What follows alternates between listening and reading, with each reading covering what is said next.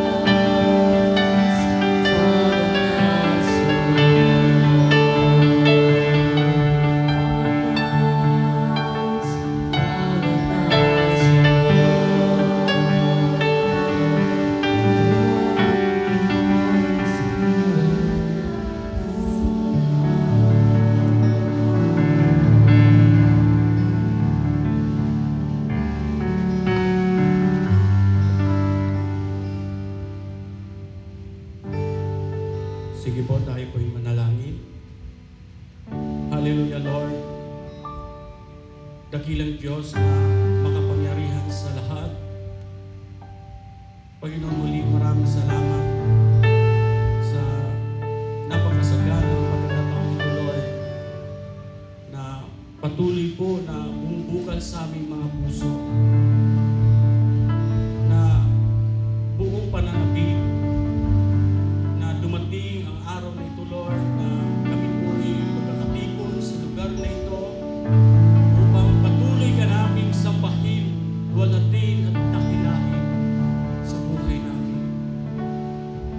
Panginoon, maraming salamat sa buhay na ito. Buhay na punong-puno ng pag-asa. Buhay na may direksyon.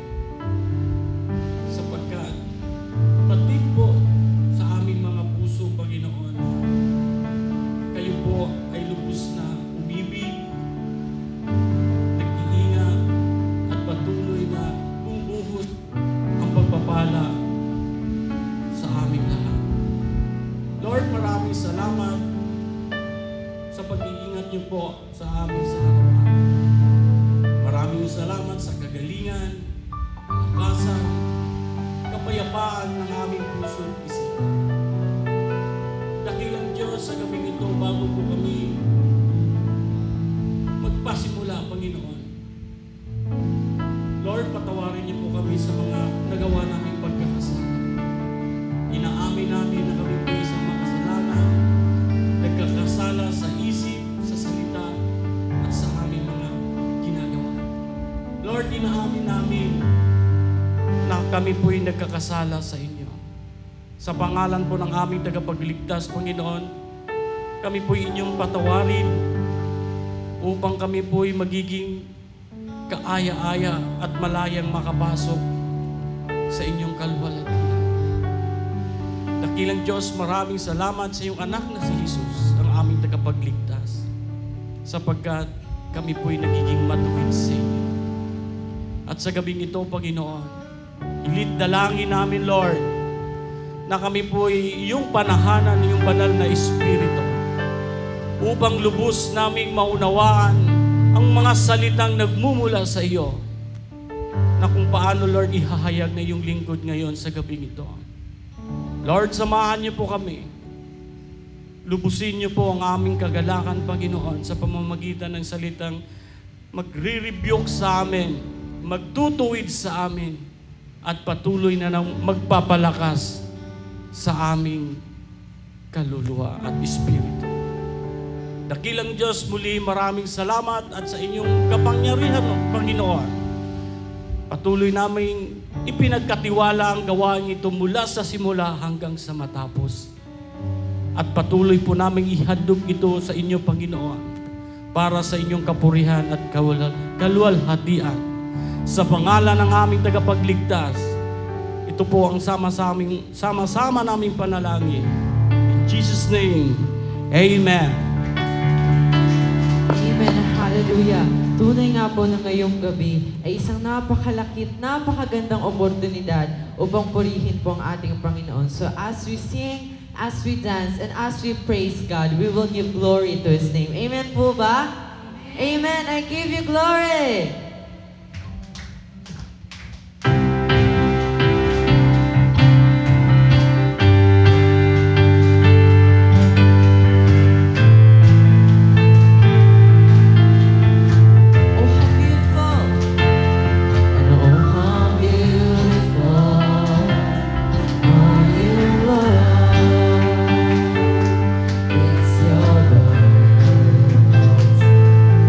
It's your love.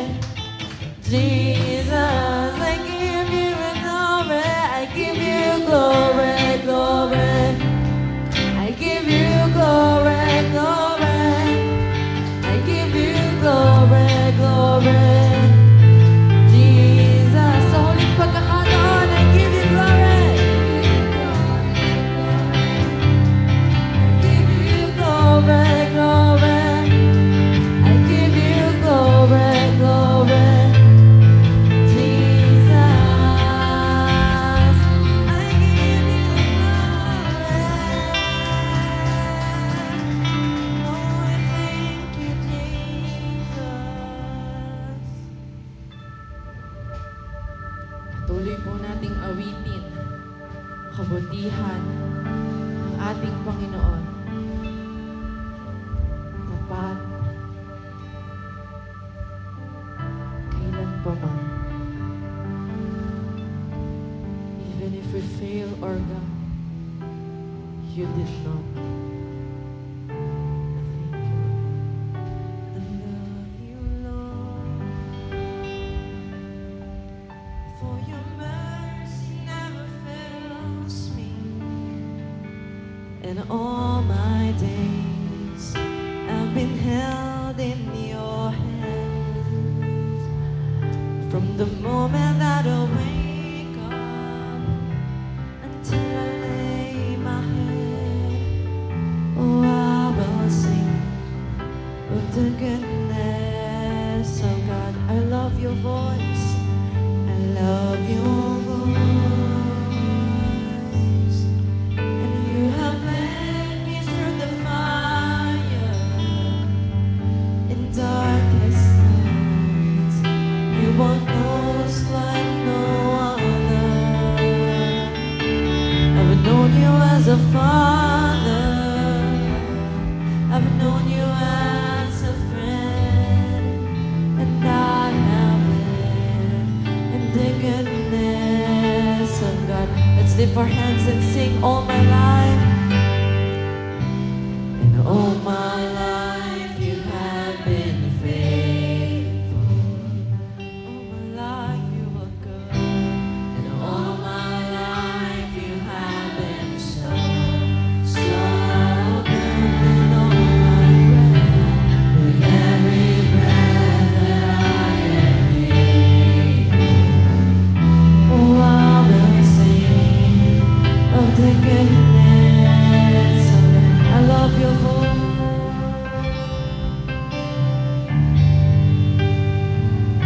And I love your voice. You have led me through the fire in darkest nights. You are close like no other. I've known you as my I've known you as my father. I've known you as a friend. I've known you as a friend.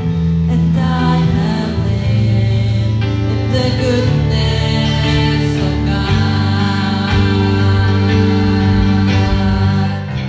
And all my life you have been faithful.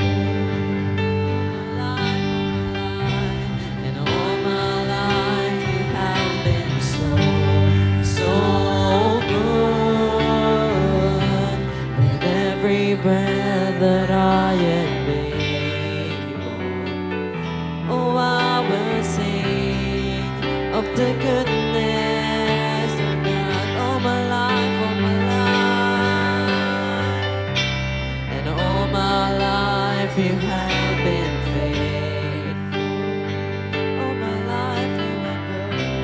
And all my life you have been so, so good. With all my breath, with every breath that I am able, oh, I will sing of the goodness of God. Your goodness is running after. It's running after me. Your goodness is running after. It's running after me. With my life laid down, I'm surrendered now.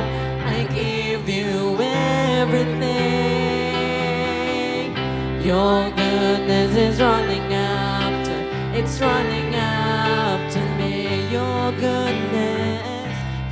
goodness is running after. It's running after me. Your goodness is running after.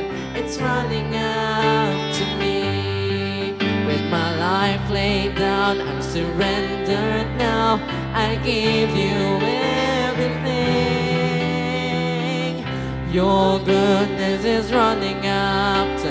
It's running after me all my life. And all my life you have are good. And all my life you have been so, so good. With all my breath, with every breath that I am able. Oh, I will sing of the goodness of God all my life. And all my life you have been faithful. All my life you have been so, so good. With every breath that I am able, oh, I will sing of the goodness of God once again all my life.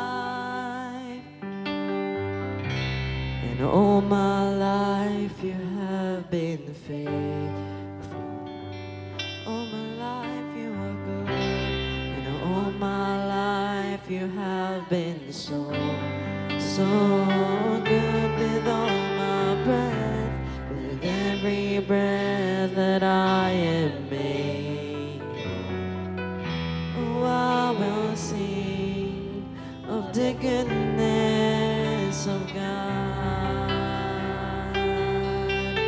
Oh, I will sing of your goodness, oh God. Oh, I will sing of your goodness.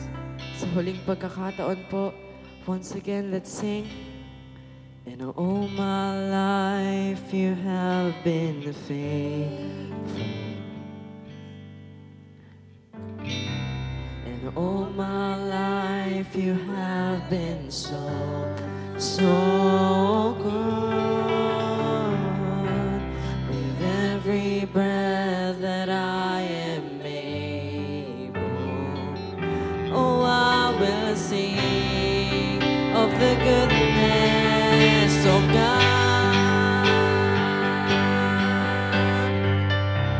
And all my life you have been faithful. All my life, and all my life you have been so, so good. With every breath that I am able, oh, I will sing of the goodness of God. Oh, I will sing of the goodness of God. Oh, I will sing of the goodness of God. Oh, we will sing about your goodness. We will sing about your faithfulness, Lord. Salamat, Panginoon, sa iyong kabutihan, sa iyong katapatan sa aming mga buhay. Sa iyo ang lahat ng papuri. Minsan pa po nating palakpakan ang Diyos ng mga Diyos at Hari ng mga Hari. Hallelujah, hallelujah, hallelujah.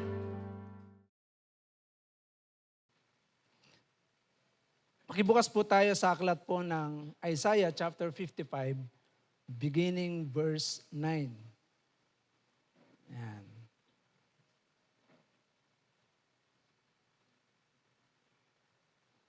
Isaiah chapter 55, verse 9.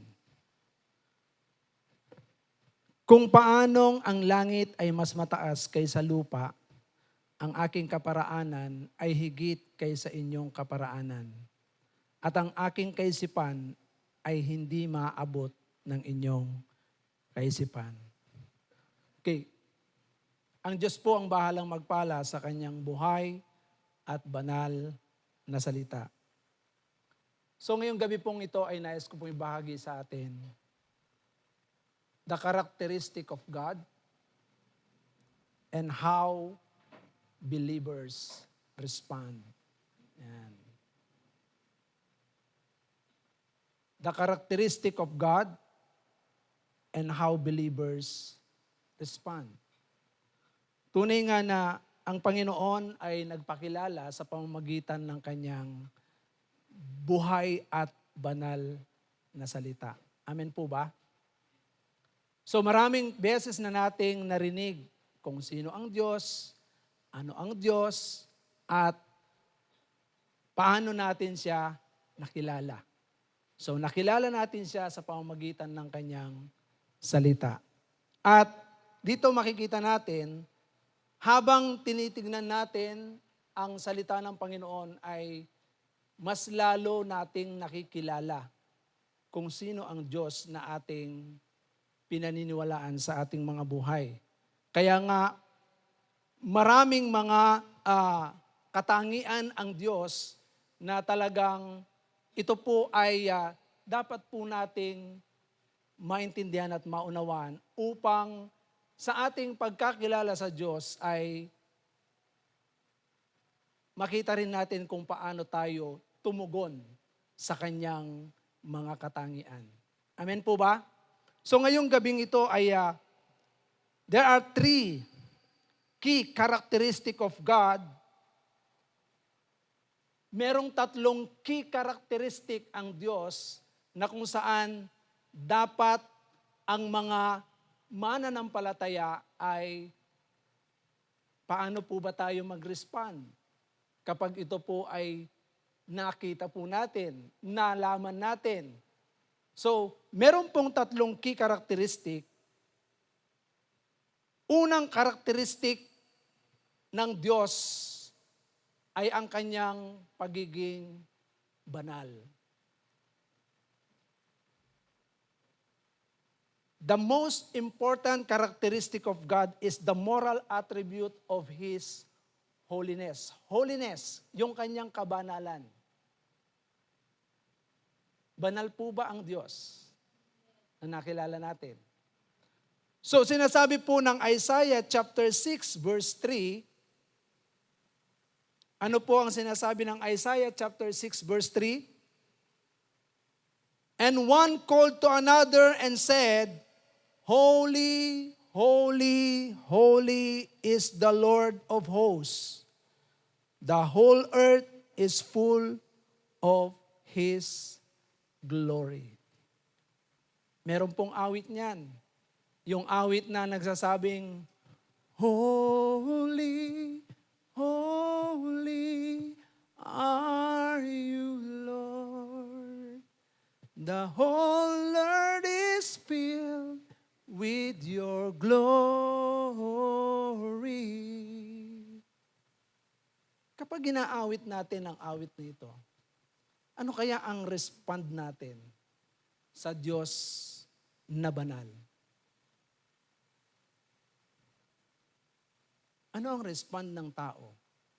Kapag ka naririnig natin ang Diyos o sinasambit ng ating mga labi, ang Diyos na nakilala po natin ay banal. At ito rin po ay sinasabi rin po sa Bagong Tipan, sa Revelations chapter 4 verse 8 na the same. Holy, holy, holy is the Lord God Almighty.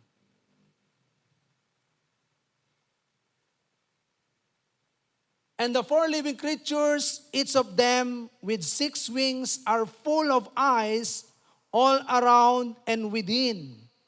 And day and night they never cease to say, Holy, holy, holy is the Lord God Almighty, who was and is to come. Last time ay aralan po natin is about the second coming of Christ or Christ's return and how do we behave while we are waiting for the coming of our Lord Jesus Christ. So paano tayo nag-aantay bilang mga mananampalataya habang inaantay natin ang ating Panginoon? So kung ito po ay naririnig natin at nabasa natin ang salitang ito that in the Bible, in the Old Testament and the New Testament is telling that God is holy, while we are waiting for the coming of our Lord Jesus Christ, we need to be holy. We need to be holy. Sa ating kaisipan, sa ating mga puso, maging sa ating mga pananalita, ay dapat makita ang kabanalan. Because the God whom we believe is a holy God. Banalan Diyos. Kaya nga kung tayo po ay patuloy na nananampalataya sa Diyos na nakilala natin, katulad ng sinasabi ni Apostol Pedro, be holy, for God is holy. Magpakabanal tayo sapagkat ang Diyos ay banal. Kaya nga, nung unang panahon, alam niyo po ba na dahil sa kabanalan ng ating Diyos, yung sambitin lamang nila ang pangalan ng Diyos ay natatakot sila. Takot na takot sila because God is holy. Ang Diyos ay banal. Kaya nga every time na ang mga tao nung unang panahon, kapag sila ay maghahandog sa Diyos, hindi sila makapasok dun sa tinatawag na kabanal-banalang trono ng Diyos. Sapagkat ang kasalanan ng tao ang siyang nagiging dahilan kung bakit hindi makalapit ang tao sa biyayang trono ng Diyos. Pero salamat sa ating Panginoong Jesucristo, sa pamamagitan ng kanyang kamatayan sa krus ng Kalbaryo, tayo po ay nabiyayaan. At sinasabi po ng Hebrew, malaya na tayong makakapasok sa biyayang trono ng Diyos hanggang dun sa kabanal-banalang trono ng Diyos sapagkat tayo po ay kinahabagan ng Diyos sa pamamagitan ng ating Panginoong Jesucristo. Kaya kung iisipin po natin, sa buhay po natin, ang Diyos ay banal. Kaya marapat lamang po na ang ating pamumuhay ay dapat tayong mamuhay ng may kabanalan. And how do we respond?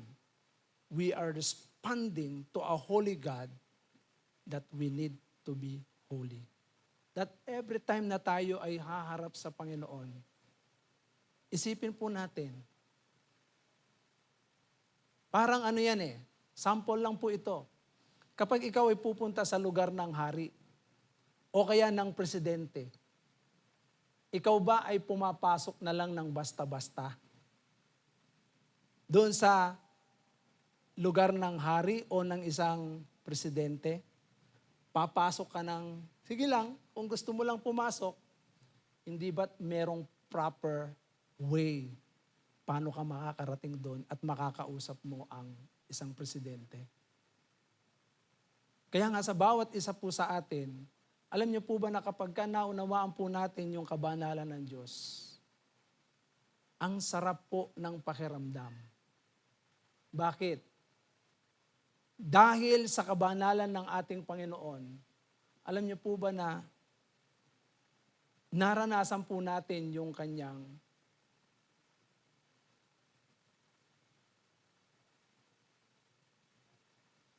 yung katarungan na kung saan dahil banal siya, hindi niya hayaan na ang kanyang mga anak ay manatili sa pagkakasala. Amen po ba? Kasi bakit? Siya rin mismo ang gumawa ng paraan para tayo ay mawala doon sa pagkakasala. Kasi never na ang Panginoon mag-tolerate ng kasalanan. Tandaan niyo po ito. Never na mag-tolerate siya ng kasalanan. Kaya every sin na meron tayo sa ating kaisipan, every sin na nasambit ng ating mga bibig, every sin na laman ng puso po natin, ito po ay makakaapekto sa ating mga araw-araw na pamumuhay. Why? Because God is holy. Kaya hindi tayo pakinggan ng Panginoon kapag merong kahit katiting na kasalanan na itinatago ang bawat isa po sa atin. Because God is holy. At ito pong ginagawa po natin ay banal. Kaya nga po dapat maging banal din po tayo sa lahat ng pamamaraan sa buhay po natin. Amen po ba?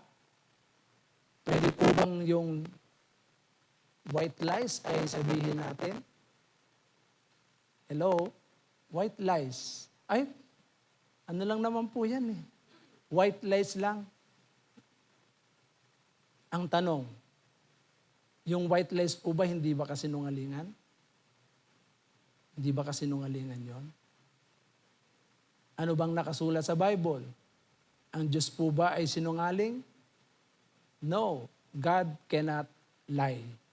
Hindi pwedeng magsinungaling ang Diyos. Sapagkat ang lahat ng sinasabi ng Diyos, ginagawa ng Diyos. Kaya nga ang tao, tignan po ninyo, sinungaling ang tao eh. Sinungaling ang tao, bakit? Hallelujah, Lord. Maglilingkod ako sa iyo.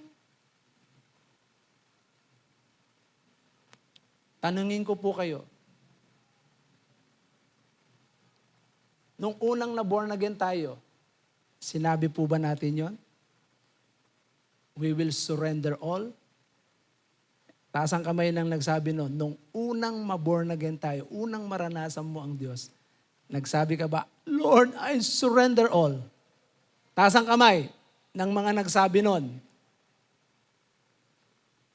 Yung iba, hindi nyo sinabi sa Diyos na i-surrender nyo. Ibig sabihin, hindi pa kayo surrender lahat? Ha? Hindi nyo pa sinurrender sa Diyos. Mga kapatid, alam nyo ba na isa sa mga katangian ng mga nagsuko ng buhay sa Panginoon? Lahat yun. Lord, I surrender all. Di ba? Sinabi natin sa Diyos, habang ikaw ay nakaharap sa kanyang biyayang trono. At ikaw ay ewan ko kung nakaluhod kayo nung panahon na yun. Ako during that time, hindi ko ginagawa dahil natatawa ako sa mga nakaluhod, sa mga umiiyak at nakataas ang kamay. Pero that time, I surrender all to my God. Nakita ko ang kanyang kabanalan. Kaya nga sa buhay po natin, balikan mo. Is your God holy? Kaya nga dito, ano ang respond natin? Na habang tayo ay nalaman natin na ang Diyos ay banal. Sa totoo lang, hindi rin natin kayang maging banal. Pero the Bible tells us, be holy, for God is holy. Magpakabanal kayo sapagkat ang Diyos ay banal. Kaya po ba nating maging banal? Kaya natin? Mahirap. Mahirap. Pero dahil nakilala natin ang Diyos, Lord, you are holy God. At alam natin na every time na lalapit tayo sa Panginoon, na hindi tayo pakikinggan ng Diyos kapag meron kasalanan, kahit katiting. Sabi ng Isaiah yan, nagiging bingi ang tenga ng Panginoon dahil sa kasalanan. Nagiging maigsi ang kamay ng Diyos dahil sa kasalanan. So hindi niya maabot ang bawat isa sa atin. Hindi sa dahil ang Diyos ay mahina, hindi sa dahil ang Diyos ay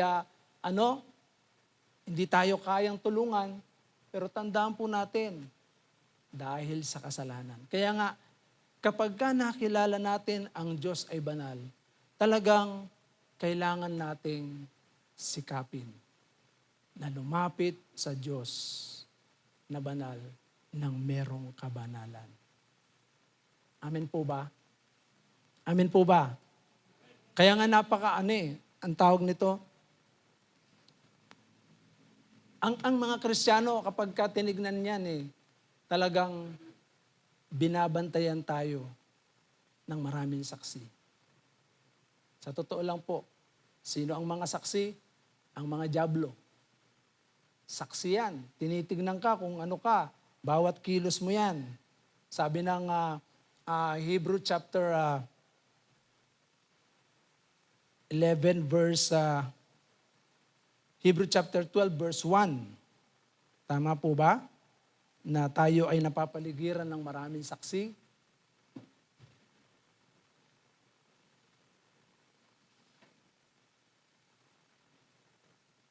Ayan, napapaligiran tayo ng napakaraming saksi. Talikuran natin ang kasalanan at anumang balakid na pumipigil sa atin. Buong tiyaga tayong tumakbo sa paligsaang ating sinalihan. So, kailangan nating talikuran ang anumang mga balakid para tayo po ay madlangan dun sa tinatawag na dapat hindi tayo ma-technical. Amen po ba? Pagsikapan po natin. Pero habang tayo po ay lumalapit sa Diyos, kumikilala sa Kanya, the more na ine-exercise natin yung ating pananampalataya sa Diyos, the more na lalo nating dinidesire, Lord, I want to be holy. Hindi natin kaya sa sarili natin, pero the more na na-experience natin ang presensya ng Panginoon, nararanasan natin na every time na binabasa natin ang salita ng Diyos, tandaan po ninyo, sabi ni Christ, sa pamamagitan ng salita ko, nalinis na kayo. So ibig sabihin, every word na binabasa natin, araw-araw yan, God sanctify us. Kasi yun po yung proseso ng kaligtasan po natin, sanctification. Araw-araw po nililinis po tayo ng Diyos. Amen po ba? Kaya nga kung lagi tayong lumalapit sa biyayang trono ng Panginoon at tayo po ay nagsasabi, Panginoon, kahabagan mo po ako. Pag hindi tayo lumapit sa Diyos, hindi natin mararanasan yung biyaya ng Panginoon.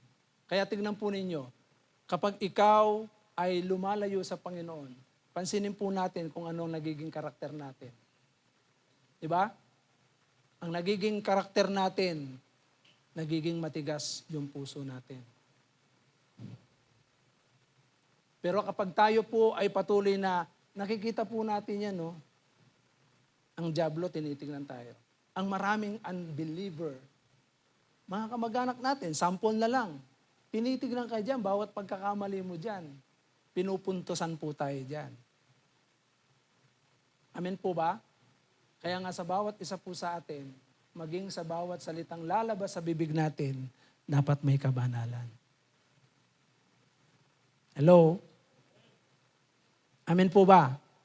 This is how we respond doon sa Diyos na banal. Kasi dapat naintindihan po natin.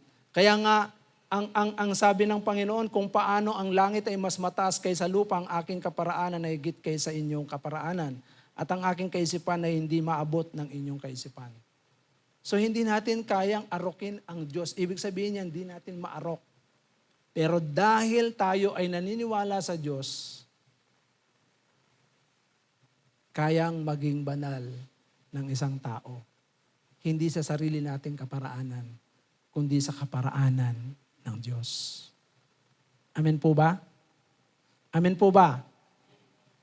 Gusto po ba ninyo maging banal? Ha? O kung gusto po nating maging banal, dapat lagi po tayong lumalapit sa Diyos. Kasi every time na lumalapit tayo sa Panginoon, lalo ho tayong lumalapit sa kabanalan niya. Tandaan po ninyo, habang tayo po ay nakikipag-usap sa Kanya, nakikipag-communion sa Panginoon, the more na nakikipag-usap tayo sa Panginoon, lalo nating nararanasan yung katuwiran ng Panginoon, yung kabanalan ng Panginoon. This is how we respond. Sa pamamagitan ng prayer, sa pamamagitan ng salita ng Panginoon, doon natin mararanasan yung kabanalan na meron ang Diyos sa buhay po natin. Kaya nga, kapag tayo po ay patuloy na naglilingkod o anuman ang ginagawa po natin, lagi mong maalala, my God is a holy God. Kaya makikita mo na takot kang mandaya. Amen po ba?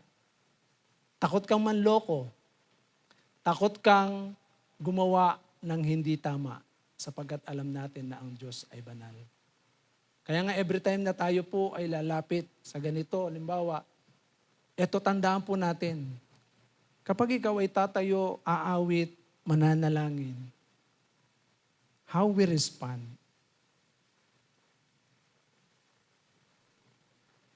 Dapat may paggalang sa Diyos.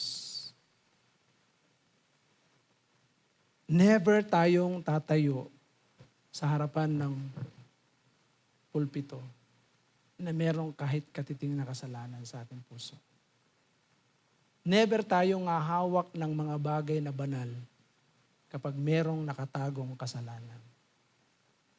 At never rin tayong magsasabi ng anumang bagay kapag hindi po natin tinutupad sa harapan ng Diyos. Because God is holy. Pag pinangako mo yan, gawin mo yan. Kasi ang Diyos ay banal. Amen po ba? Amen po ba?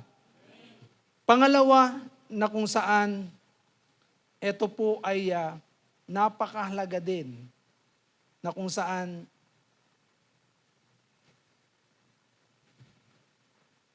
yung sinasabi po rito na endearing characteristic of God, yung kanyang pag-ibig. God's love. Alam niyo po ba na ang pag-ibig ng Panginoon, ito po, dahil ang Diyos ay pag-ibig, sa pamamagitan ng pag-ibig ng Diyos Ama, ibinigay niya ang kanyang bugtong na anak, yung pong relasyon po natin sa Diyos ay nagkaroon po ng ugnayan sa pamamagitan ng kamatayan ng ating Panginoong Jesucristo sa krus ng Kalbaryo. Kaya dito, this is how God demonstrate His love. Sa Romans chapter 5 verse 8, paano ipinakita ng Diyos ang kanyang pag-ibig sa atin? Yan. Ngunit ipinadama ng Diyos ang kanyang pag-ibig sa atin nang mamatay si Kristo para sa atin noong tayo'y makasalanan pa. Kaya nga, sa pamamagitan ng kamatayan ng ating Panginoong Jesucristo ay talagang nagkaroon po ng tulay ang tao. So na-break ang relationship ng tao at ng Diyos because of sin. Pero dahil sa dakilang pag-ibig ng Diyos, nagkaroon ulit yan ng ugnayan muli. Amen po ba? Kaya nga, paano tayo magre-respond dito sa pag-ibig ng Diyos? How do we respond? Tingnan po ninyo unawain yung maigi. Tingnan nyo, ngunit ipinadama ng Diyos. Ngunit ipinadama ng Diyos ang kanyang pag-ibig sa atin nang mamatay si Kristo para sa atin noong tayo'y makasalanan pa. Noong tayo'y makasalanan pa. Tingnan ninyo. Tandaan ninyo, hindi tayo banal. Ibig sabihin, makasalanan tayo, pero minahal tayo ng Diyos sa pamamagitan ng ating Panginoong Jesucristo. Kaya nga dito, yung imahe ng Diyos na kung saan mapagmahal, ay ipinakita niya rito kung gaano kahit makasalanan po ang kanyang nilikha, ay ipinadama niya ang pag-ibig. At ito pong pag-ibig na ito ay hindi pag-ibig na kapag nagmahal, kailangan may kapalit. Unconditional po ang pag-ibig ng Diyos. At alam po natin yan. Ngayon, paano tayo magre-respond? How do we respond?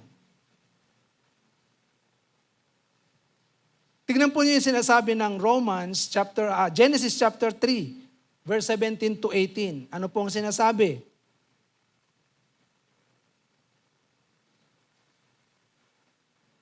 Dahil sa pagkakasala po ng tao nila Adan nung panahon na yon, ito naman ang sinasabi ng Diyos kay Adan, dahil nakinig ka sa iyong asawa na iyong kainin ang ipinagbawal kong bunga, dahil dito'y sinusumpa ko ang lupa sa hirap ng pagbubungkal, pagkain mo'y magmumula. Verse 18, mga damo at tinik ang iyong aanihin, halaman sa gubat ang iyong kakainin. So, isinumpa ang tao, there is a curse. So, ibig sabihin, nagkaroon ng gap ang relationship ng tao at ang Diyos. Pero salamat po dahil katulad nga ng sinabi ko sa atin, kahit na noong makasalanan pa tayo, ipinadama ng Diyos ang kanyang pag-ibig sa pamamagitan ng kamatayan ng ating Panginoong Jesucristo. Kaya po, doon sa Romans chapter 1 verse 19 to 20, ano ang sinasabi ng Romans chapter 1 verse 19 to 20? For what can be known about God is plain to them, because God has shown it to them, for His invisible attributes, namely His eternal power and divine nature, have been clearly perceived ever since the creation of the world in the things that have been made. So tingnan nyo, so that people are without excuse. So walang pwedeng idahilan ng sino man dahil ang Panginoon ipinakita na niya yung kanyang karakteristik. Pinadama na niya eh. Tama po ba? Ipinadama na niya ang kanyang pag-ibig kahit na noong makasalanan pa tayo. So ibig sabihin, kung kahit makasalanan ang isang tao, ginawa na ng Panginoon na ibigin ang lahat ng tao. Ngayon, how do we respond? Simple lang. Believe, receive Jesus Christ as Lord and Savior, believe Jesus Christ, maniwala ka. Tanggapin mo si Kristo. Kapag tinanggap mo si Kristo bilang personal na Diyos at tagapagligtas ng buhay mo, mangyayari na maunawaan mo kung ano yung pag-ibig ng Diyos.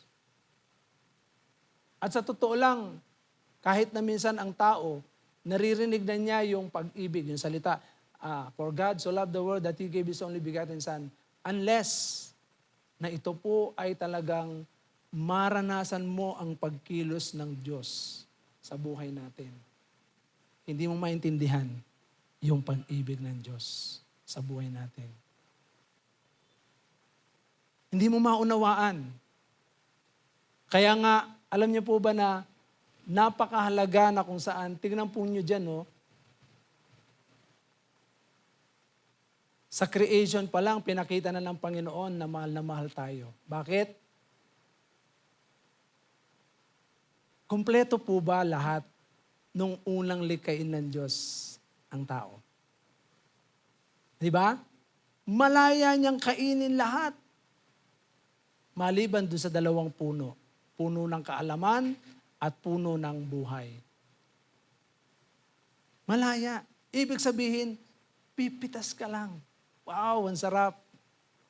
Ganon tayo kamahal ng Diyos. Di ba? Parang sa bahay din yan eh. Gusto ng mga magulang, nandyan na lahat ng pagkain. Gigising ang mga anak, kakain na lang. Di ba? Pero tandaan po natin, minsan yung pag-ibig ng Diyos, hindi naunawaan ng tao. Amen po ba? Parang ganun din sa mga anak. Minsan hindi nila masyadong pinapahalagahan yung pag-ibig na pinapadama ng mga magulang. Oh, parang ganun din sa Diyos. Isipin ninyo kung anong ginawa ng Panginoon. Tingnan nyo sa Romans chapter 1 verse 20.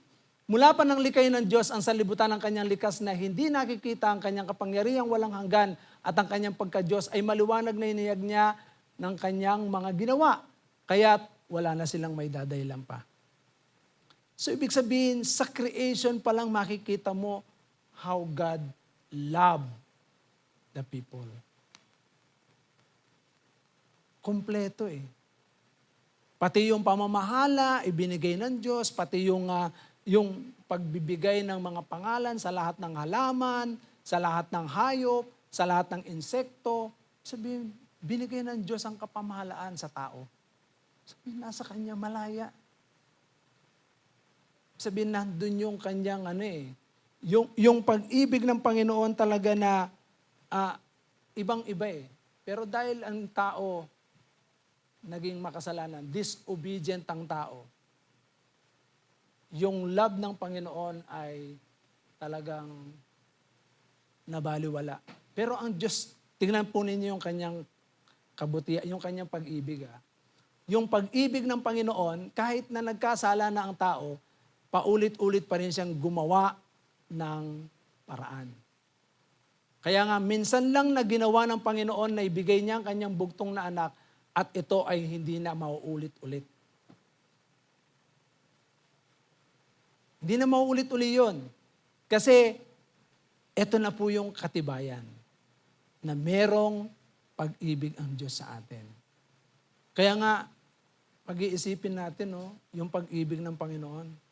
Sabi ko nga, napakapalad natin. Tingnan po ninyo tanungin ko po kayo, mahal po ba ninyo ang Diyos? Yes, mahal natin ang Diyos. Pero tandaan po natin, kahit mahal natin ang Diyos, hindi po tayo ang unang nagmahal sa Kanya. Sabi po ng 1 John, chapter 3, verse 16 to 19, tingnan po ninyo yung sinasabi ng 1 John, chapter 3, verse 16 to 19, we love God, mahal natin ang Diyos, pero hindi po tayo ang unang nagmahal. Ang Diyos po ang unang nagmahal. Dito natin nakikilala ang tunay na pag-ibig. Inialay ni Kristo ang kanyang buhay para sa atin, kaya't dapat din nating ialay ang ating buhay para sa kapatiran. Tingnan po ninyo Kapag nakikita ng isang may kaya sa buhay ang kanyang kapatid na nangangailangan at hindi niya ito tinulungan, masasabi bang siya'y umiibig sa Diyos? Mga anak, huwag tayong magmahal sa pamamagitan lamang ng salita. Subalit ipakita rin natin ang tunay na pag-ibig sa pamamagitan ng gawa. Verse 19, dito nga natin makikilalang tayo'y nasa panig ng katotohanan at matatahimik ang ating budhi sa harapan ng Diyos. So tingnan po ninyo yung sinabi ng Bible. How do we respond? Kung yung pag-ibig na ipinakita ng Diyos sa atin ay nagpamalas ng pag-ibig na kaya niyang ibigay ang buhay. Ngayon sa bawat isa sa atin, sa karakteristik ng Diyos na ito, ang tanong, kaya mo rin bang ibigay ang buhay mo para sa mga kapatid sa pananampalataya? Kung ikaw ay may kaya sa buhay, sabihin mong mahal mo ang Diyos tapos hindi mo tinulungan yung kapwa mo, masasabi ba natin na mahal ba natin ang Diyos? Yan.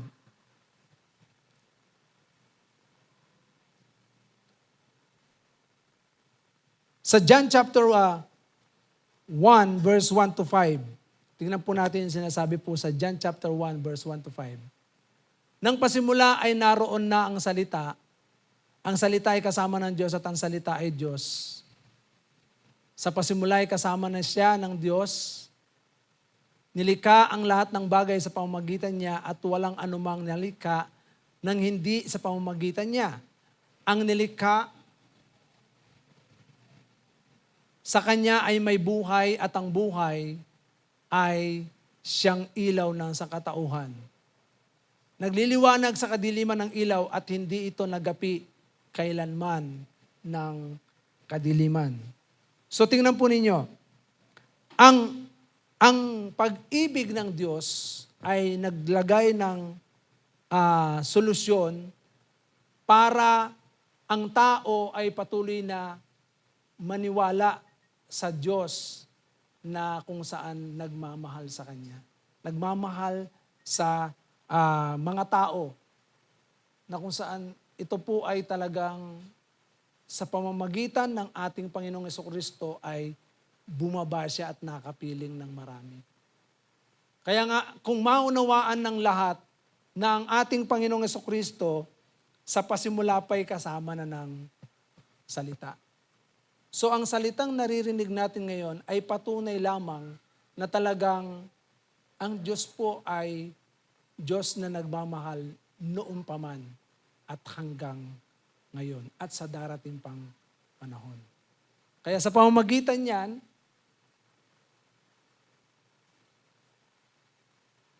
sa katotohanan lang po hanggang ngayon ang mga Hudyo, hindi nila pinaniniwalaan ang dalawang bagay na ito. Isa lamang po ang pinaniniwalaan nila. Ang pinaniniwalaan lamang nila ay yung conquering king. Conquering king. Inaantay nila ang hari na magliligtas sa kanila. Dalawa po yan eh. Dalawa po yan. Ano po yung sinasabi roon? Yung sinasabing suffering king. Kasi katulad nung naituro nung nakaraang kailan ko ba naituro yan? Nung Sunday. Naituro nung nakarang Sunday, dalawang klase po ang prophecy sa Bible na kung saan ito po ay gaganapin ni Christ. Ang unang prophecy po ay yung suffering Messiah. Ito po ay gaganapin ng Panginoon doon sa tinatawag na prophecy sa Old Testament. At meron pang prophecy na hindi pa nagaganap. At yun po yung sa second coming, yung conquering king. Okay? Conquering Messiah. Ang ating Panginoong Jesucristo ay muling darating at hindi na po siya as a lamb. Ito po ay as a king. Bilang isang hari. Kaya nga hindi mapaniwalaan ng mga tao o ng mga Hudyo until now, si Kristo ay katibayan ng pag-ibig ng Diyos. Amen po ba? Kaya sa bawat isa po sa atin, dahil naunawaan natin na talagang ang Diyos ay pag-ibig. So ano ang magiging respond natin?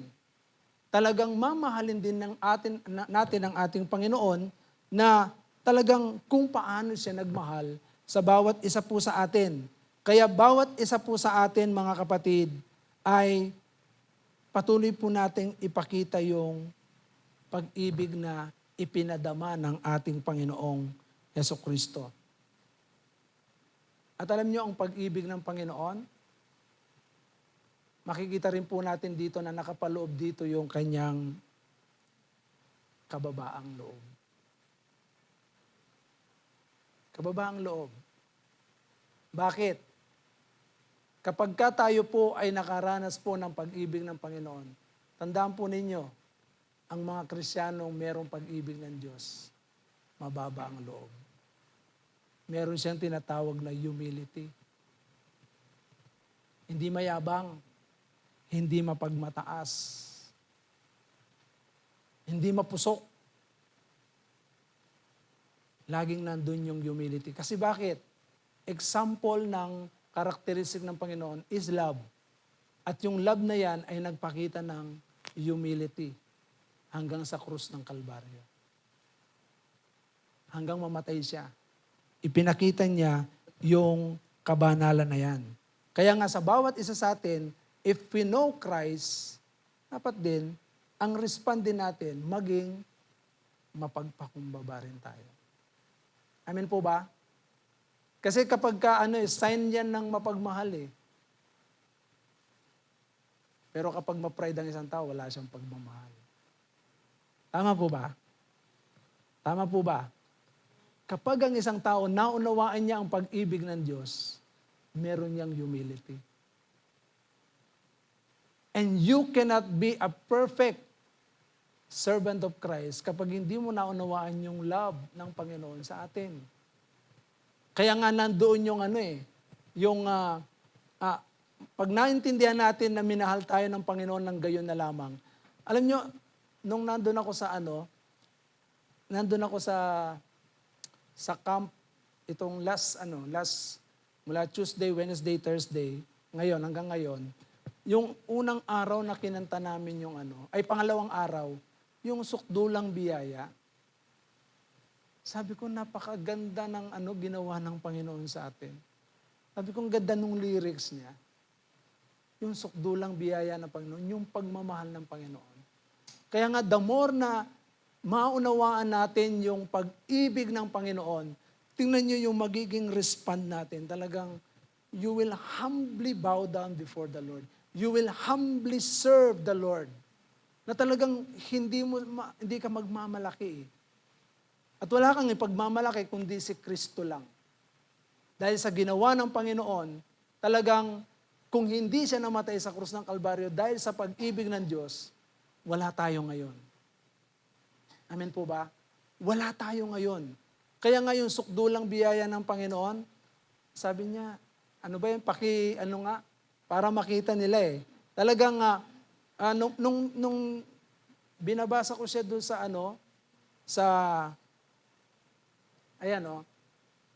sabi niya, habang hindi karapat-dapat pag-ukulan ng abag at wagas mong pagsinta, habang walang kakayanan, masuklian ka ng mabuti sa lahat mong ginawa. Di ba? Niyakap mo ako sa aking karumihan. Di ba kanina, nakita niyo sa Romans chapter 5 verse 8, inibig mo ako ng di kayang tumbasan. Kaya ba natin tumbasan yung pag-ibig ng Diyos? O Diyos ng katarungan at katwiran na kahit minsay di nabahiran. Yung kabanalan ng Diyos. Diba? O Diyos, ang katarungan at katwiran na kahit minsan di nabahiran. Ano pa? Ang kabanalat, kalwalatian, salamat sa sukdulang biyaya mo. Yung next line.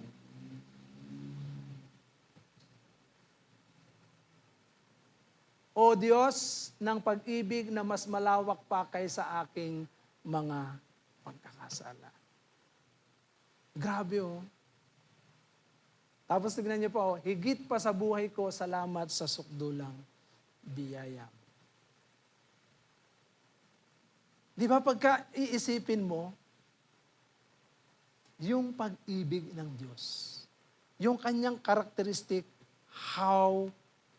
ano ba yung English ng sukdulan? Kasi hindi naman siya amazing love eh. Tama ba? Sukdulan eh. Great love. Greatest love. The greatest love of all. Di ba? Habang kinakanta yan, talagang iniisip ko yung pag-ibig ng Diyos sa atin. And how do we respond?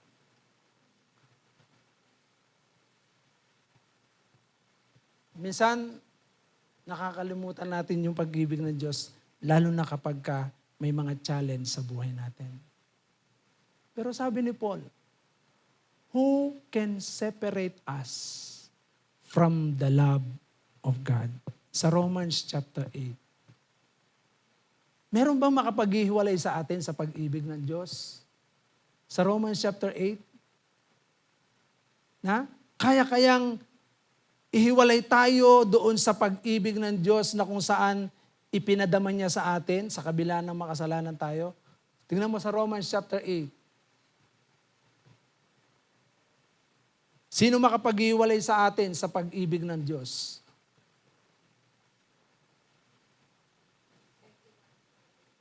(31)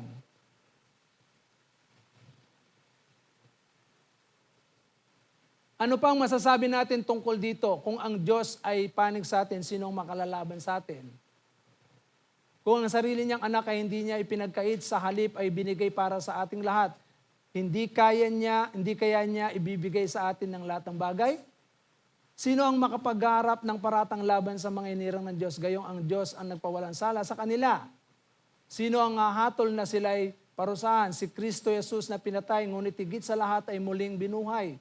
Ngayon ay nasa kanan ng Diyos upang mamagitan para sa atin. Sino ang makapaghiwalay sa atin sa pag-ibig ni Kristo? Ang kaguluhan kaya? Ang kapighatian? Pag-uusig? Pagkagutom? Kahirapan? Panganib? O kamatayan? Tingnan niyo. Tanungin ko po kayo. Sinong makapaghiwalay sa atin sa pag-ibig ng Diyos? Sometimes kapag may challenge, ang instinct ng tao is to run away. run away. Mga kapatid, how do we respond if we truly understand yung pag-ibig ng Diyos? Talagang, alam nyo, ang pag-ibig ng Panginoon, ito po ang nagbibigay ng lakas sa atin. Amen po ba? In spite na maraming mga challenges sa buhay. Lamentation chapter 3. Ano po ang sinasabi diyan? Verse 10, I think. Lamentation chapter 3, sabi niya, kapag ka naalala ko ang pag-ibig ng Diyos, nanunumbalik ang aking lakas. Lamentation chapter 3, tingnan natin, basahin natin. Sabi niya, parang nginudngod. Naranasan ko kung gaano kahirap ang maparusahan ng Diyos. Itinaboy niya ako sa lugar na wala kahit bahagyang liwanag. Walang awa niya akong hinahampas sa buong maghapon. Tadtad ng sugat ang buo kong katawan at bali-bali ang aking mga buto. Ibinilanggo niya ako sa kalungkutan at pagdurusa. Isinadlak niya ako sa kadiliman, laging nasa bingit ng kamatayan. Ginapos niya ako para hindi makatakas. Pinalibutan ako ng pader na mataas. Nananambitan man ako at tumingi ng tulong, hindi niya dinidinig ang aking dalangin. Susuray-suray ako sa tindi ng hirap at kahit saan ako bumaling ay may pader na nakaharang. Verse 10, siya'y parang osong nag-aabang sa akin at parang leyong nag-aantay. Hinahabol niya ako sa kaniluray at iniwang nakandusay. Verse 12, iniyakma niya ang kanyang pana at ako ang ginawang tudlaan. Tinamaan ako sa aking puso ng kanyang mga palaso. Buong araw ako'y pinagtatawanan sa mga kwentuhan, ako ay biruan. Pawang kapaitan at kalungkutan ang ipinalasap niya sa akin. Inginudngud niya sa lupa ang aking muka at idinikdik sa bato ang aking bibig. Naglaho sa akin ang bakas ng kalusugan, maging kapayapaan at kaligayahan man. Kaya't sinasabi ko na wala na ang aking lakas at ang aking pag-asa kay Yahweh. Verse 19, simpait ng apdo ang alalahanin sa aking paghihirap at kabiguan. Verse 20, lagi ko itong naalala at ako'y labis na napipigati. Pero sinabi niya rito, 21, gayunmay, nanunumbalik ang aking pag-asa kapag naalala kong, ano yan? Tingnan po ninyo, pag-ibig mo, Yahweh ay hindi nagmamaliw. Kahabagan mo'y walang kapantay. Mga kapatid, kahit ano ang naranasan natin, kahit ano ang mga experiences na simpait pa ng apdo yan, di ba napakapait ng apdo? Minsan, dumarating na sa punto na parang ang pakiramdam natin ay para tayong lasing na luluray-luray. Pero tignan po ninyo, sa pamamagitan ng pag-ibig ng Diyos, anong sabi ni Jeremiah? Sa tuwing naaalala ko ang wagas na pag-ibig mo, Yahweh, nanunumbalik ang aking lakas. Alam niyo po ba yung pag-ibig ng Diyos? Kapag ka naalala natin yung pag-ibig ng Panginoon, yung ginawa niya sa krus ng Kalbaryo, mga kapatid, ito po yung nagbigay ng pag-asa po sa atin. Kaya nga sabi nga ni Paul, who can separate us from the love of God? Sino makapag-iwalay sa atin sa pag-ibig ni Kristo? Meron ba? Ito kaparehas ng naranasan ni Jeremiah. Si Jeremiah ay tinawag na weeping prophet nung panahon niya. Alam niyo po ba na walang kumilala? During his time, matigas ang puso ng mga tao nung panahon niya. Kaya ang kanyang pakiramdam, parang si Hudson, yung first missionary sa China, na sa kanyang pagmimisyon doon, wala akong kumilala sa Panginoon, isang tao lang ang kumilala. At yung isang tao na yon, yun yung nagpasabog ng salvation doon sa China. Biro mo yun, no? Sasabihin mong hindi lingkod ng Diyos, tapos isa lang yung kumilala. Hindi pa yung kumilala nung panahon niya. Wala na siya nung kumilala yun. Di ba? Kaya sa bawat isa po sa atin, sometimes may mga experiences tayo na parang pakiramdam natin ganito. We are failure. Pero tandaan ninyo, alalahanin po natin yung kamatayan ni Kristo. Amen po ba? Sabihin nyo sa katabi nyo, mahal ka ni Kristo. Di ba? Parang parang malungkot kayo sa pagmamahal ni Kristo Maging masaya tayo sa pagmamahal ni Kristo. Alam nyo, kapag ang pag-ibig ni Christ, lagi po yung nagnanariwa sa ating mga puso, matatabunan ng lahat ng mga kapighatian. Amen? Matatabunan ng lahat ng mga bills. Sa totoo lang, pati yung mga problema ang nararanasan natin, matatabunan yan ng pag-ibig ng Panginoon. Amen po ba? Kaya alalahanin po natin palagi, sabi ni Jeremiah, kahit si Paul, kahit gaano mang kabigat ang mga problema, balikan mo ang pag-ibig ng Diyos. Kaya, how do we respond? Patuloy po nating paglingkuran ng Panginoon nandun po yung katapatan po natin. Amen po ba? Huwag nating hayaan na lumayo yung ating kalooban sa Panginoon. Amen po ba? How do we respond? Paano ka magre-respond bilang mga lingkod ng Panginoon? Run away. Takbo! Retreat! Yan. Wala akong tumatakbong mga mananagumpay. Kundi tayo po ay lalong maglilingkod sa Panginoon. Amen po ba? Amen po ba? Sabihin mo sa katabi mo, kaya mo yan. Yan.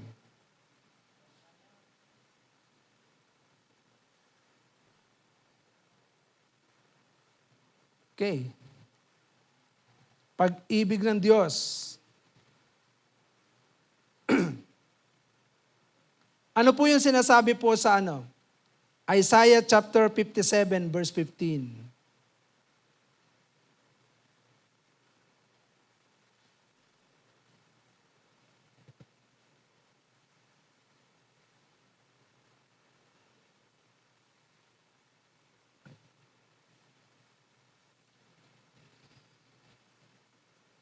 Okay, ako ang kataas-taasan at banal na Diyos, ang Diyos na walang hanggan, matataas at banal na lugar ang aking tahanan. Sa mababang loob at nagsisisi, ako ay sasama, aking ibabalik ang pagtitiwala nila at pag-asa. Tignan po ninyo ang taong merong pag-ibig ng Panginoon. Full of humility. Kaya yung mapagmahal, laging merong kapakumbabaan yan. Ganon din sa mag-asawa. Pag ang tao na mapagmahal, mapagpakumbabayan. Amen? Amen po ba? So tingnan niyo kung ang inyong asawa mapagmahal. Ibig sabihin yan, pagka mapagpakumbabayan, mapagmahal yan. Pero pag ma-pride yan, walang pag-ibig ng Diyos yan. So ganun din po sa paglilingkod natin sa Panginoon. Ang isang tunay na naglilingkod sa Panginoon, na nagmamahal sa Diyos, nagmamahal sa tao, full of humility. Yan yung respond. As we serve God, because we love God, talagang full of humility yung paglilingkod natin. Sa totoo lang, walang maglilingkod sa Panginoon na yung ginagawa natin, na nagpapakahirap ka para sa iba.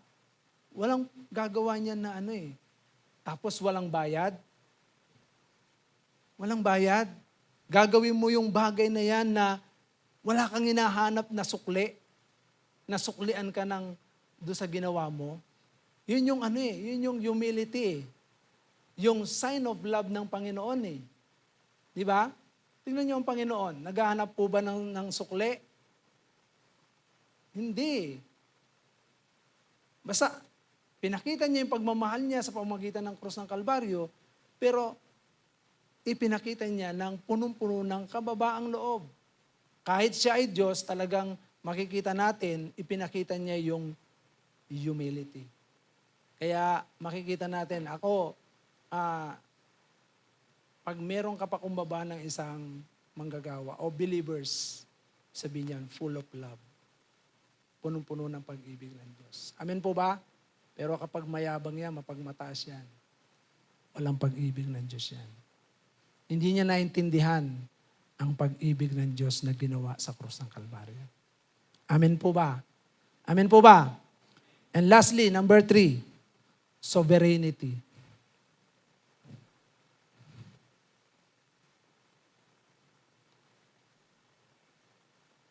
Sovereignty sa Psalm 71 verse 16. Psalm 71 verse 16, with the mighty deeds of the Lord God I will come.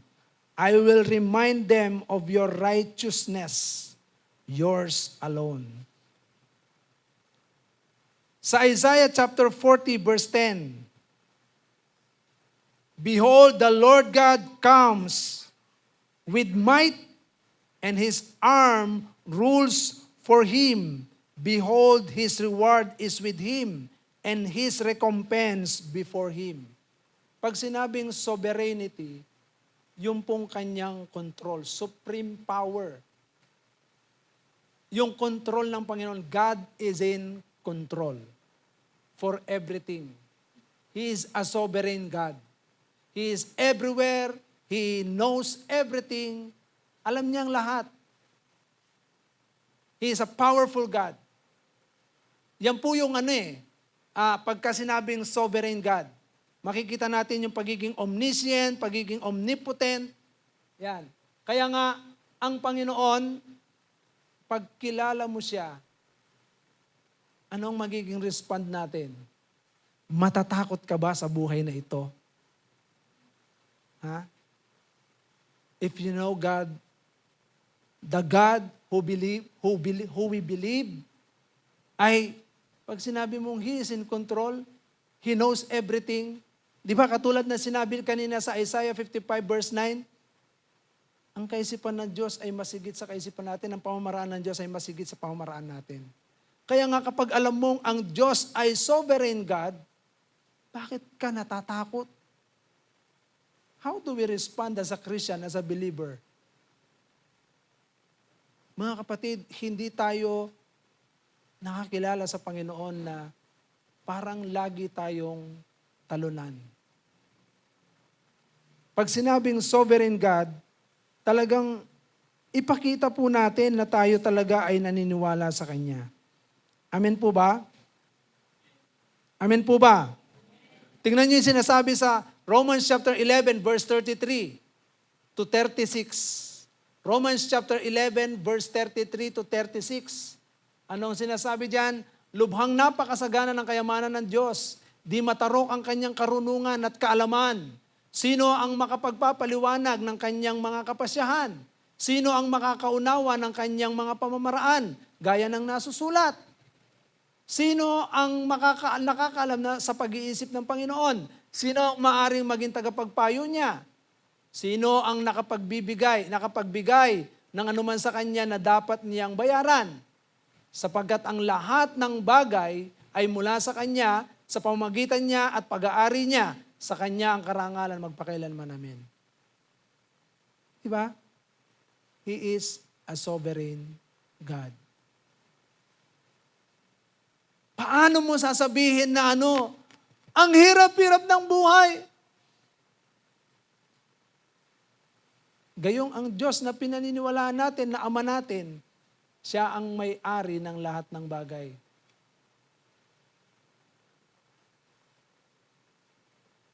Mga kapatid, naniniwala ba talaga kayo that He owns everything?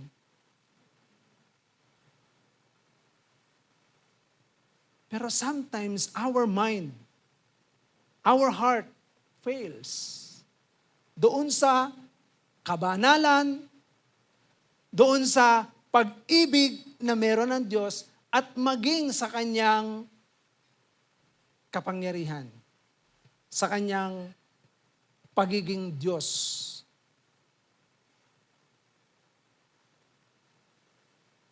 Na kung saan ito po ay parang hindi natin may apply na talagang siya ay Diyos. How do we respond to this? Hebrew 11 verse 6. Sabi ng Hebrew 11 verse 6, it is impossible to please God without faith. Kailangan paniwalaan natin that He exists. Siya ay Diyos. Ayan o. Kapag pinaniwalaan mo that He is a sovereign God, He exists, nandyan siya sa lahat ng pagkakataon, sa lahat ng oras, mga kapatid, God will reward you.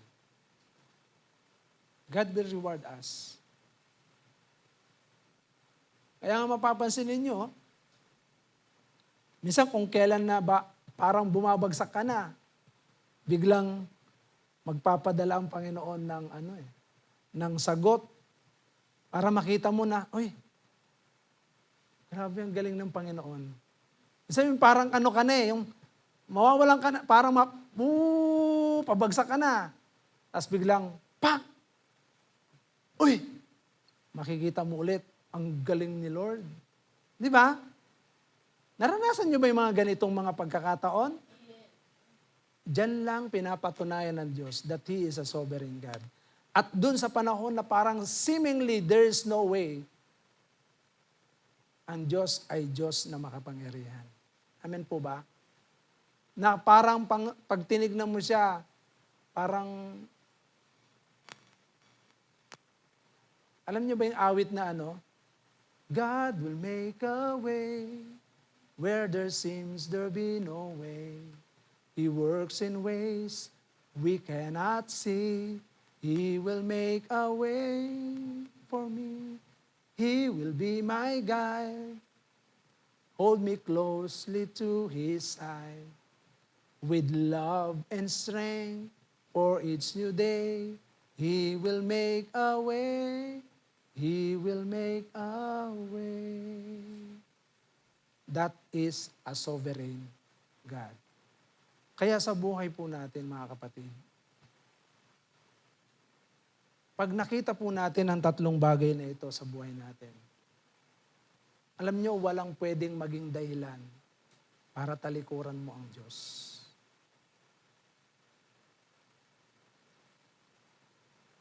This is the three important characteristic of God that will remind us how do we properly respond.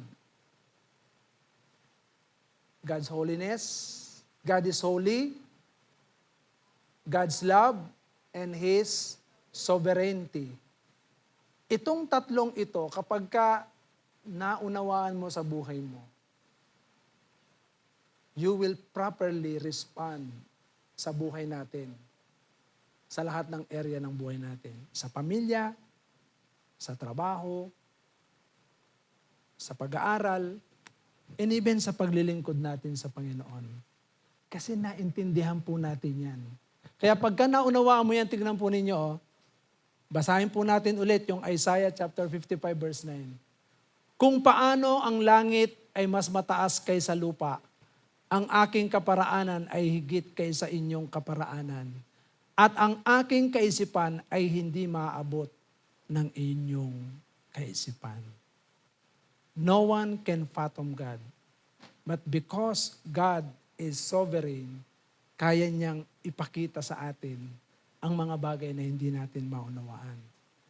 Kaya nating matahak ang mga bagay na hindi natin kayang arukin o tahakin, sapagkat ang Diyos ang magtuturo sa atin ng mga pamamaraan. Because He is our shepherd. Diba? Sabi nga, the Lord is my shepherd, I shall not want. He makes me to lie down in green pasture. Diba? He leads me beside the, Sino nakakaalam ng Psalms 23? Nakalimutan niya, sige, assignment natin yan ha. Psalms 23 verse 1 to 6. Okay?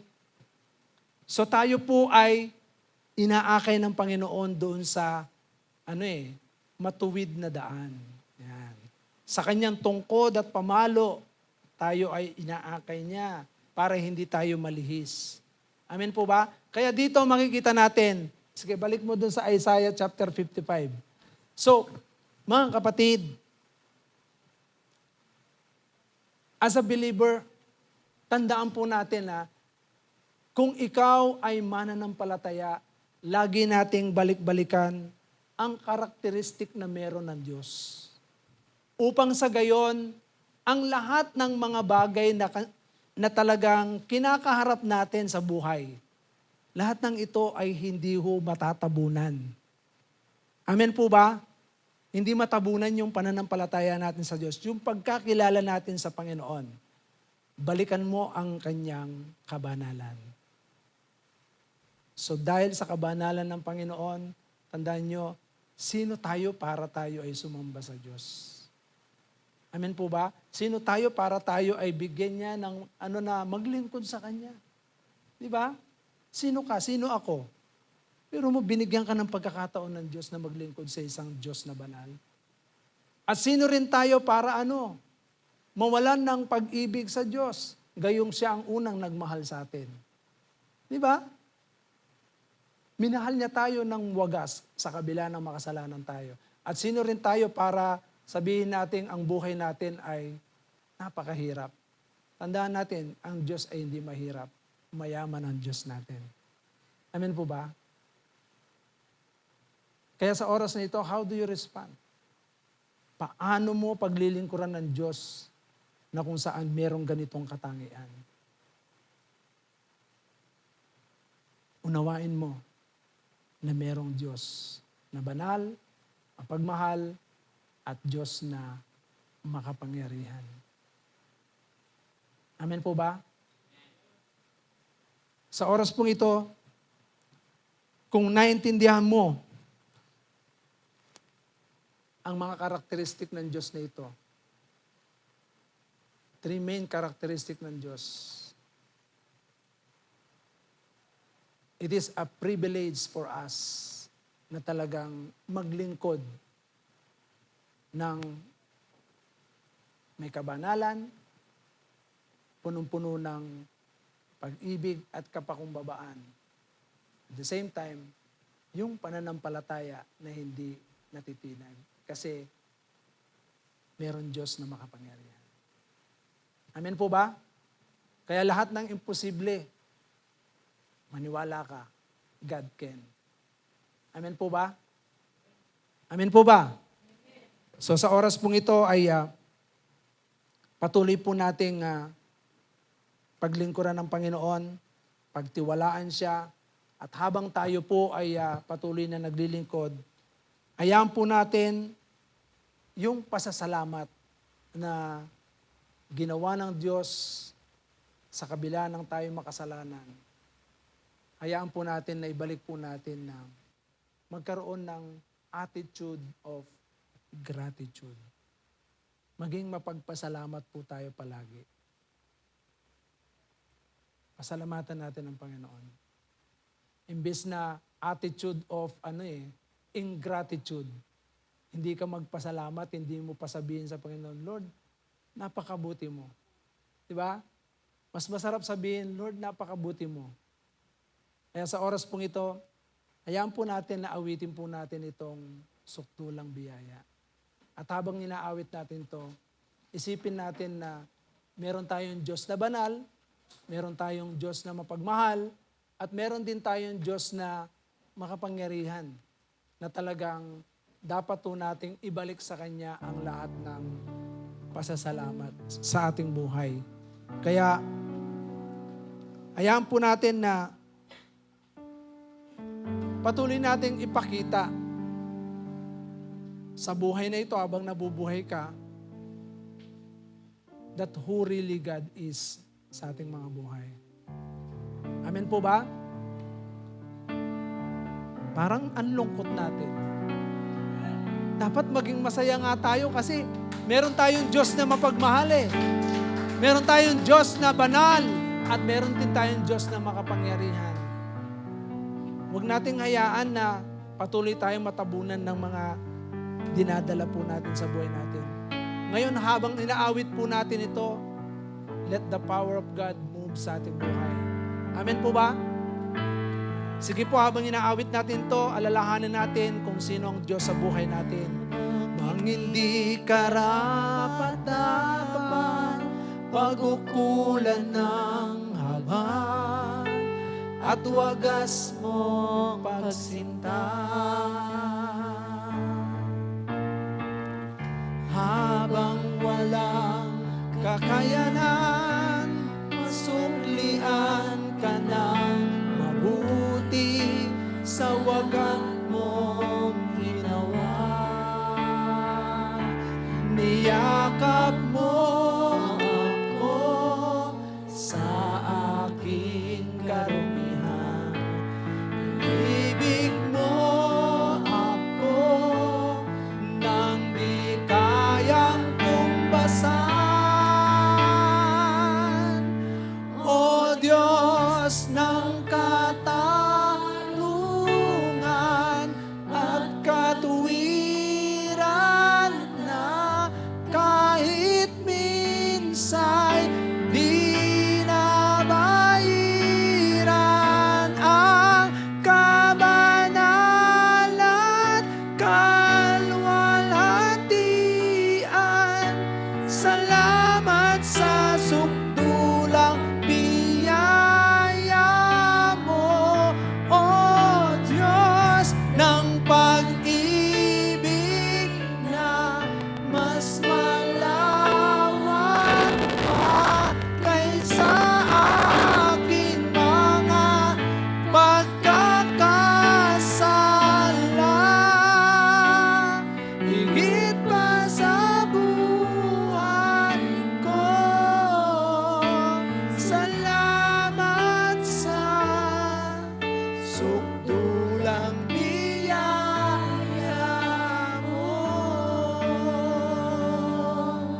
Mga kapatid, isipin natin kung gaano ang Panginoon ay nagpakita ng pagmamahal sa atin. Napakalaki ng pagmamahal ng Diyos sa atin. At maging yung kabanalan niya sa ating mga buhay. Habang walang kakayanan, masuklian ka ng mabuti sa lahat mong ginawa. Niyakap mo ako sa aking karumihan. Inibig mo ako nang di kayang tumbasan. O Diyos ng katarungan at katwiran ng kahit minsan di nabayaran ng kabanalan, kalwalhatian. Salamat sa sukdulang biyaya mo, O Diyos ang pag-ibig. Yes, O God. Mas malawak pa kaysa aking mga pagkakasala. Higit pa sa buhay ko, salamat sa sukdulang biyaya mo. Mga kapatid, pwede ko ba kayong tanungin minsan pa? Sa awit na ito, kung iisipin natin, hindi natin kayang tumbasan ang mga ginawa ng Panginoon. Sa oras na ito, hayaan po natin, habang inaawit natin ito, sabihin mo sa Panginoon ang kabuuan ng iyong puso. Muli nating balikan ang unang pag-ibig natin sa Diyos. Yes. Muli, hayaan natin, patuloy nating pasalamatan siya. Habang inaawit po natin minsan pang awit na ito, ibalik mo sa Diyos ang lahat ng papuri at patuloy mong paglingkuran siya. Sige pa, awitin po natin minsan pa ng buong puso. Habang hindi karapat-dapat, Kulan ang at wagas mong pagsinta. habang walang kakayanan, masuklian ka ng mabuti sa lahat mong ginawa. Niyakap mo ako sa aking karumihan.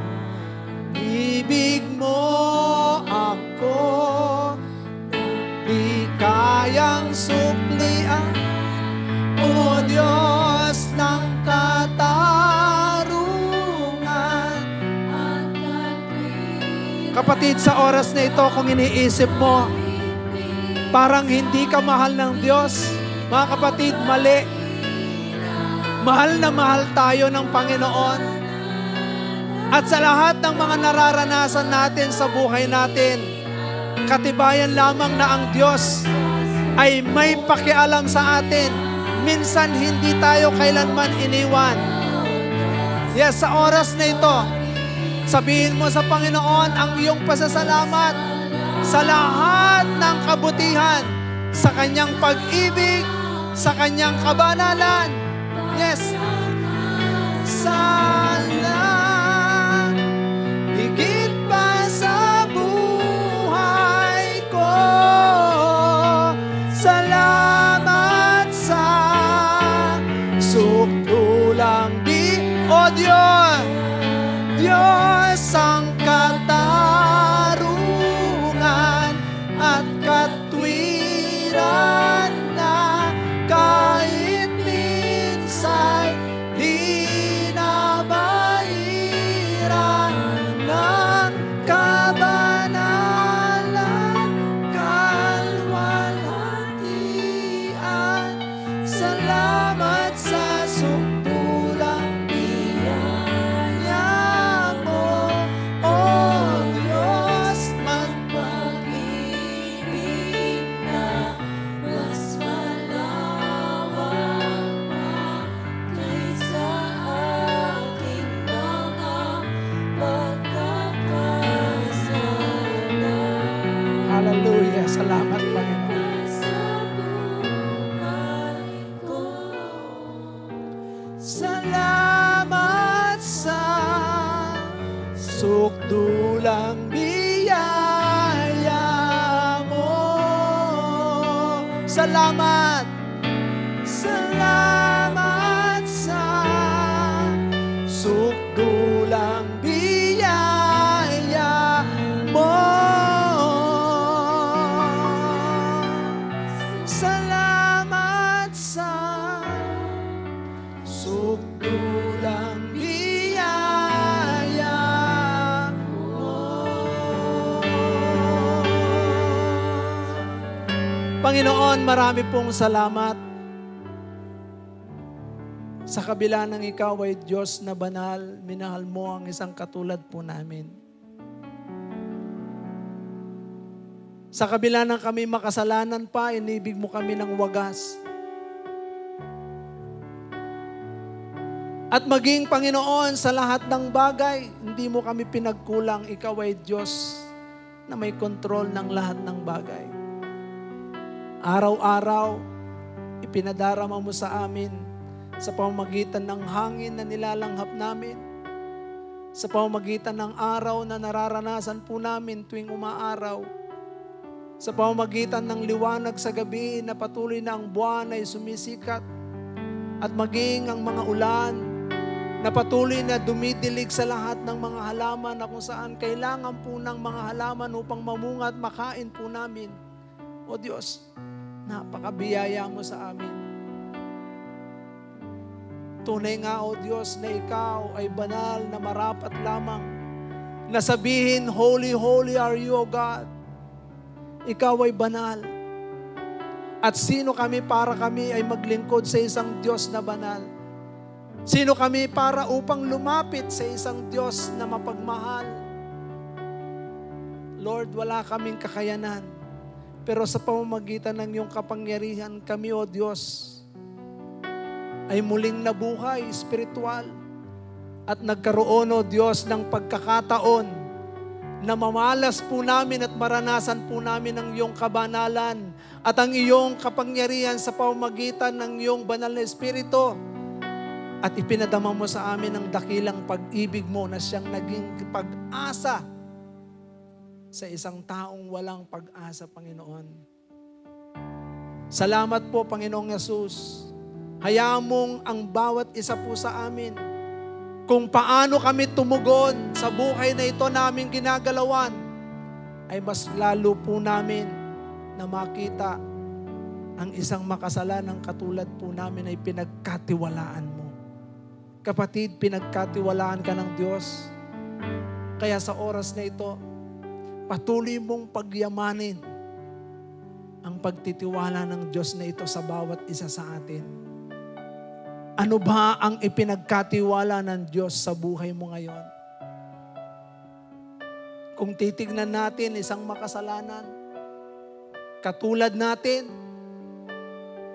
pero pinagkatiwalaan ka ng Diyos ng mahalagang bagay. Hayaan mong gamitin mo ito. Pagyamanin mo ito. Palaguin mo ito. At patuloy mong mahalin ng Diyos na patuloy na nagmahal sa atin ng gayon na lamang. Maniwala ka, kapatid. Kailanman na hindi nagkulang ang Diyos. Alam ng Diyos ang lahat ng bagay.